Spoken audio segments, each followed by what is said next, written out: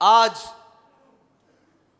उस मुनाफिक इंसान में भी कुछ लोगों को अच्छाइयाँ नज़र आनी शुरू हो गई हैं, जिसने रियासत मदीना का नाम लेकर और हुजूर सैयद आलम सल्लल्लाहु अलैहि वसल्लम के उस पाक निज़ाम का नाम लेकर और कौम को चूना लगाने की खातिर उधर तैबा की गलियों में जूतियाँ उतार कर उसने तैबा के आशिकों के ऊपर गोलियाँ बरसाईं। आज वो मुनाफिक को भी नंगा करने की ज़रूरत है। और ये जो आए बैठे हैं 40 चोर, जिनको मशवरा करने के लिए पाकिस्तान में कोई बंदा नहीं मिलता, और जिसको कहते हैं कि नवाज शरीफ की शीन लीग, ऐसे ही है ना, नवाज शरीफ की शीन लीग, नून तो रही नहीं ना, तो शीन लीग। हम उनसे भी कहते हैं कि आप जब हमारे सामने बैठते हो, जब हमसे बात करते हो, तो कहते हो कि जनाब हम दीन का निज़ाम, आप दीन समझते हैं, हम नहीं समझते, हम तो कौम की खिदमत के लिए आए हैं। तो आपको क्या नज़र नहीं आ रहा कि चोलिस्तान में लोग प्यास से मर रहे हैं और आप कौमी ख़जाने में से करोड़ों अरबों रुपए खर्च कर कर और मुल्की जहाज़ लेकर काबीना भर कर बाहर लेकर जा रहे हो। अगर आपके पास ज़्यादा पैसे आ गए हैं तो यार उन गरीबों को पानी फराहम करो। और चोलिस्तान में डेजर्ट रैली के नाम पर अरबों करोड़ों खर्च करने वाले वो अय्याश, जिन्होंने अय्याशी का सामान करने के लिए वहां पर पूरे पूरे खैमे और बस्तियां बसाई जाती हैं, वो कहां गए हैं सारे अय्याश? कौम को नजर आते जी बाद में वो चंद लोग हैं, वो भी दीनी लोग हैं, जो उनको पानी फराहम करने के लिए वहां पहुंच चुके हैं। अभी तक और तो कोई नहीं पहुंचा। वो सारे दीन का दर्द रखने वाले हैं, कौम का दर्द रखने वाले, वो सारे लोग उनको पानी फराहम करने के लिए पहुंचे हैं। वो कहां गए अय्याश बदमाश, जो वहां पे करोड़ों अरबों पे में सिर्फ डेजर्ट रैलियां गाड़ियां भगाने जाते हैं? उनका पैसा क्या अय्याशी के लिए है? उनका पैसा क्या बदमाशी के लिए है? उनका पैसे में से क्या गरीबों का हिस्सा कोई नहीं है कि वो करोड़ों का और अरबों का डीजल वहां लगा आते हैं, रात के खैमे बसते हैं और जो भी करतूत करते हैं उससे हमें कोई गर्ज नहीं? लेकिन क्या गरीबों को साफ पानी भी नहीं वो दे सकते? क्या उनकी मदद के लिए कोई पानी का इंतजाम भी नहीं कर सकते? भाई मसला ये है कि पानी अगर रुक जाए तो ऊपर अमीरुल मोमिनीन हजरत उमर बैठे हों तो वो खत से चल पड़ता है, लेकिन अगर ऊपर ऐसे लाइन बैठे हों, ऐसे कमाश बैठे हों, ऐसे बदकार बैठे हों और ऐसे वो बैठे हों तो पानी ज़ेरे ज़मीन चला जाता है। अल्लाह ताला किसी कौम के ऊपर इतना अजाब नहीं जाता कि वो प्यास से मर जाएं।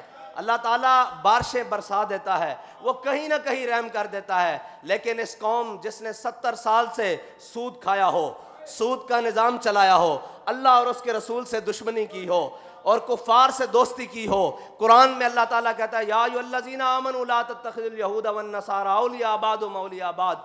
जब अल्लाह ताला कुरान में वाज़े फरमा दे, लेकिन उसके मुकाबले में हम वज़ीर ख़ारजा बनने के बाद पहला दौरा ही अमेरिका का जाना समझें, तो फिर हम क्या समझें? इस मुल्क के बागडोर किन के हाथ में है? इस मुल्क का मुस्तकबिल किसके हाथ में है? इस मुल्क के साथ खिलवाड़ करने वाले कौन हैं? वो सारे यही तो हैं जो आप और मेरे सामने फिर रहे हैं। कभी इनका किबला अमेरिका होता है, कभी इनका किबला चाइना होता है, कभी इनका किबला रशिया होता है। इन्होंने बैतुल्लाह को कभी किबला माना ही नहीं, इनके दिलों में कभी ईमान उतरा ही नहीं, इन्होंने कभी रब को रब माना ही नहीं, रसूल को रसूल माना ही नहीं। वरना सूद जैसी लानत जिसने आज मुल्की मईशत को, अच्छा जी सारी बातें करते हैं, वो कहते हैं जी मौलवियों ने कख नहीं छोड़ा। आप मुझे बताओ कि मौलवियों ने 200 रुपए का डॉलर किया है? मुल्की मईशत के रिजर्व्स मौलवियों ने खाए हैं, मौलवियों ने सरे माल बनाए हैं, दीनी लोगों ने सरे माल बनाए हैं। इस मुल्क की मईशत के अंदर जितना बेहतरीन किरदार दीनी जमातें और दीनी लोग अदा कर चुके हैं उतना कोई कर ही नहीं सकता, जिन्होंने बगैर किसी फंडिंग के लोगों के बच्चों को तालीम दी है और मुफ्त तालीम दी है और खाना भी दिया है इसी कौम के पैसों से इकट्ठे करके। ना कभी किसी से बाहर मांगने गए हैं, ना कभी किसी के आगे दामन फैलाया है, ना भी कभी किसी को पुकारा है कि आओ हम मर गए, हमसे मदरसे नहीं चलते, हमसे तालीम नहीं दी जाती। आज भी जिसकी सबसे कम तनख्वाह है वो इमाम मस्जिद है। आप पूरे पाकिस्तान में सर्वे कर लें, आज भी जिसकी सबसे कम तनख्वाह है वो मुअज्जिन है मस्जिद का।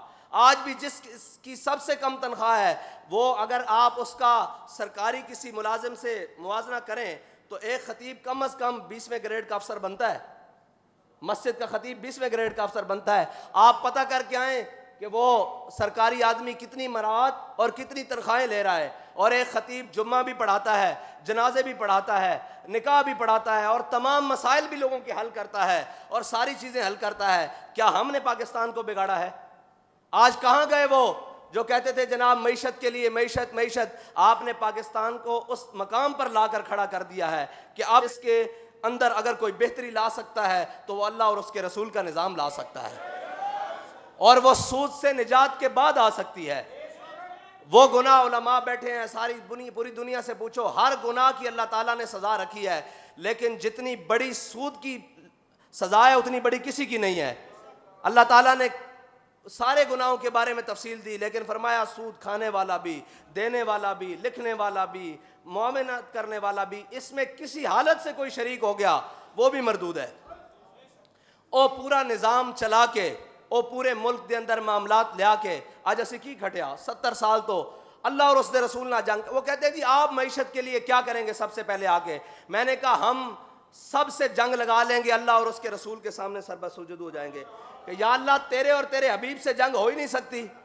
70 साल से हमने अल्लाह और उसके रसूल से जंग लगा कर इसकी मईशत ठीक करने के लिए अपना पूरा जोर लगा रहे हैं, एड़ी चोटी का जोर लगा रहे हैं और कर्जों में लगा रहे हैं। वो कह रहे हैं जी हमारी कोई सुनता नहीं, मंगत कोड़ो मंगन वाला रह हमेशा खाली, उसकी देना दान मोहम्मद जड़ा आप सवाली।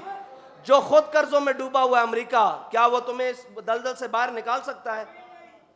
हजरत मौला कायनात रजी अल्लाह ताला ने फरमाते हैं जब कैसर और किसरा फतह हुए ना, तो मेरे हिस्से में माल गनीमत किसरा के माल का एक बालिश्त कालीन आया। फरमाते हैं मैंने 70,000 दिरहम में बेचा उसको। यह है इस्लाम का निज़ाम। और अच्छा बात करो तो तकलीफ हो जाती है ऊपर बाहर सबको।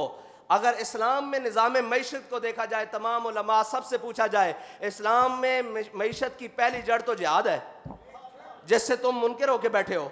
इस्लाम में तो है ही जिहाद, वरना मईशत की तरफ देखा जाता तो तबूक की मईशत तो पकी खड़ी थी। मदीना की सारी मईशत खजूरों पर है। रियासत मदीना में हुजूर सैयद आलम सल्लल्लाहु अलैहि वसल्लम के ज़ाहिरी हयात में सारी मईशत मदीना की वो खजूरों पर थी, खजूरें पकी हुई थी। हुजूर सारे सहाबा को लेकर तबूक की तरफ चले गए। अगर तुम्हें वहां गए तो तुम्हें मौत पड़ती है। जंग का नाम सुन के, जिहाद का नाम सुन के 11,000 वोल्ट का करंट लगता है सबको। और जिन्होंने इस मुल्क के अंदर हिफाजत की ठान रखी है वो भी इस मुल्क को लूटने में बराबर के शरीक हैं। मदद छोड़ा किसी ने भी कुछ नहीं। अब कहते हैं जनाब क्या होगा, पाकिस्तान का दिवालिया हो जाएगा, आपका क्या प्लान है? मैं कहा हमारा एक ही प्लान है जो बाबा जी फरमा कर गए हैं कि इस मुल्क से सूद को खत्म करो, अल्लाह और उसके रसूल की बहारें आती हुए तुम अपनी आंखों से देख लोगे।